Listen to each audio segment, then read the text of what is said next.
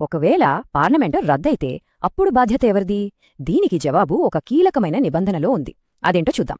ఇది మామూలు ప్రశ్న కాదు, మన ప్రజాస్వామ్య స్థిరత్వానికి చాలా ముఖ్యం. సమాధానం మన రాజ్యాంగంలోనే దాగి ఉంది. అదే ఆర్టికల్ 94.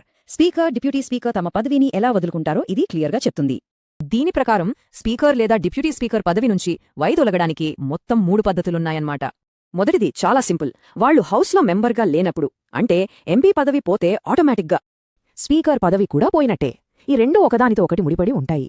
ఇక రెండోది, వాళ్లంతట వాళ్లే రాజీనామా చేయటం, అంటే పదవిని స్వచ్ఛందంగా వదులుకోవటం.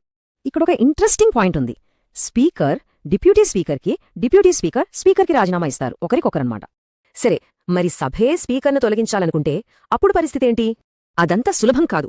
దానికొక నిర్దిష్టమైన పద్ధతి ఉంది. తొందరపాటు నిర్ణయాలు తీసుకోకుండా ఇది చూస్తోంది.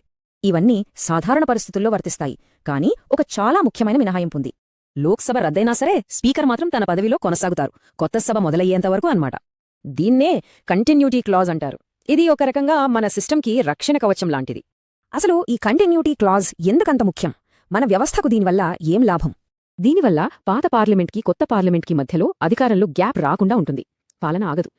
చూసారుగా, ఎన్నికల్లో ఓడిపోయినా, రాజీనామా చేసినా, సభ రద్దయినా ప్రతి సిచ్యువేషన్కి ఆర్టికల్ 94 ఒక క్లియర్ రూల్ పెట్టింది. ఒక్క మాటలో చెప్పాలంటే ఆర్టికల్ 94 మన పార్లమెంటరీ వ్యవస్థకి స్థిరత్వాన్ని, నిరంతరాయతను ఇస్తుంది. ఈ ఆర్టికల్ 94 లాంటివే మన ప్రజాస్వామ్యానికి అసలైన బలం. మరి ఇలాంటివి ఇంకెన్నున్నాయో ఆలోచించారా?